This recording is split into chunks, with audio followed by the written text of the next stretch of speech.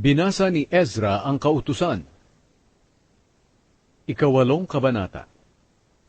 Nang dumating ang ikapitong buwan, nang nakatira na ang mga Israelita sa mga bayan nila, nagtipon silang lahat sa Jerusalem nang may pagkakaisa, doon sa plaza na nasa harapan ng pintuan ng tubig. Hiniling nila kay Ezra na tagapagturo ng kautusan na kunin niya at basahin ang aklat ng kautusan ni Moises na iniutos ng Panginoon sa mga Israelita.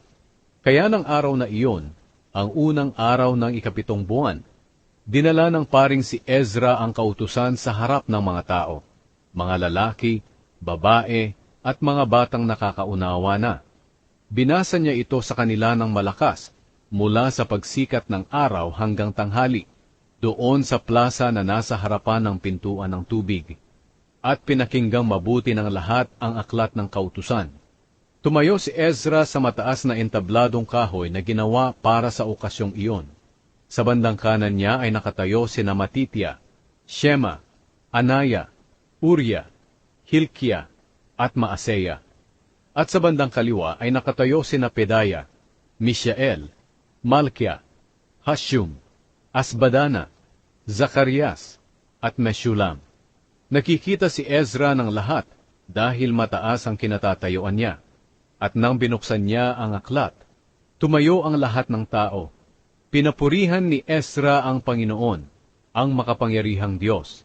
At sumagot ang mga tao, Amen, Amen, habang itinataas nila ang kanilang mga kamay. Pagkatapos nagpatira pa sila at sumamba sa Panginoon. Nang tumayo na ang mga tao, ipinaliwanag sa kanila ang kautusan. Ang nagpaliwanag sa kanila ay ang mga Levita na sina Jeshua, Bani, Sherebia, Hamin, Akub, Shabetai, Hodia, Maaseya, Kelita, Azaria, Jozabad, Hanan, at Pelaya. Bumasa sila mula sa aklat ng kautusan ng Diyos at ipinaliwanag ang kahulugan nito para maunawaan ng mga tao. Habang nakikinig ang mga tao sa sinasabi ng kautusan, ay umiiyak sila. Sinabi sa kanila ni Nehemias na gobernador, Ezra na pari at tagapagturo ng kautusan, at ng mga Levita na nagpapaliwanag sa kanila ng kautusan. Ang araw na ito ay banal sa Panginoon na inyong Diyos, kaya huwag kayong umiyak. Sinabi pa ni Nehemias, Magdiwang kayo, kumain ng masasarap na pagkain at uminom ng masasarap na inumin. Bigyan niyo ang mga walang pagkain, dahil ang araw na ito ay banal sa Panginoon. At huwag kayong mabalisa, dahil ang kagalakang ibinigay ng Panginoon ay magpapatatag sa inyo. Sinabi rin ng mga Levita, Tumahimik kayo, huwag kayong mabalisa, sapagkat banal ang araw na ito. Kaya umuwi ang lahat ng tao para kumain at uminom, at magbigay ng pagkain sa iba. Nagdiwang sila ng may lubos na kagalakan, dahil naunawaan nila ang mga mensahe ng Diyos na binasa sa kanila. Ang pista ng pagtatayo ng mga kubol. Nang ikalawang araw ng buwang iyon, nagtipon sa harapan ni Ezra ang mga pinuno ng mga pamilya, ang mga pari, at ang mga Levita para mag-aral pa tungkol sa kautusan. Natuklasan nila sa kautusan na iniutos ng Panginoon sa pamamagitan ni Moises na ang mga Israelita ay dapat tumira sa mga kubol sa oras ng pista na ginaganap tuwing ikapitong buwan.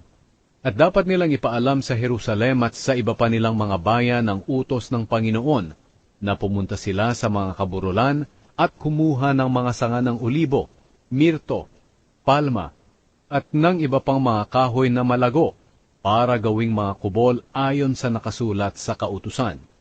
Kaya kumuha ang mga tao ng mga sanga at gumawa ng kubol sa patag na bubong ng mga bahay nila, sa bakuran ng mga bahay nila, sa bakuran ng templo ng Diyos, sa plaza na nasa harapan ng pintuan ng tubig, at sa pintuan ni Ephraim. Lahat sila na bumalik mula sa pagkabihag ay gumawa ng mga kubol at doon tumira. Hindi pa nila nagawa ang ganito simula noong panahon ni Josue na anak ni Nun. At labis ang kasiyahan nila. Araw-araw ay binabasa ni Ezra sa mga tao ang aklat ng kautusan ng Diyos, mula sa una hanggang sa huling araw ng pista. Ipinagdiwang nila ang pista ng 7 araw, at nang ika-8 araw, nagtipon sila para sumamba sa Panginoon, ayon sa kautusan.